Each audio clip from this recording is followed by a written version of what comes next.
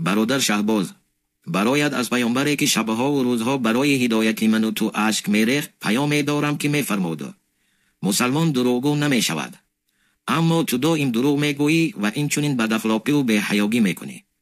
برادر گرامی، شما برای روان هستید که تو را به گمراهی برده ایستاده است، یعنی دروغگویی، فساد و فحشا.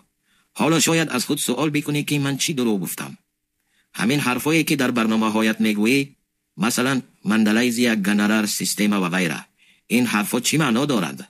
به همین خاطر در برنامه رستم مدینه تو را همچون آدم کمعقل خطاب کرده. این خیلی شرمندگی است. تو و امثالت بد اخلاقی و بی‌حیایی را در جامعه پهن کرده ایستاده اید. تو را به خدا قسم، این چی بی‌حیایی است که میکنی؟ با زنهای نامحرم دست میدی و رقص و بازی میکنی. آیا میخواهی مردان بیگانه با همسر و خواهرت انا همین خیل محفل ها برپا کرده رقص و بازی کنند؟ از الله رب العالمین بترس و به سوی او برگرد، وگرنه دیر می شود. بعد از خودت گله کن.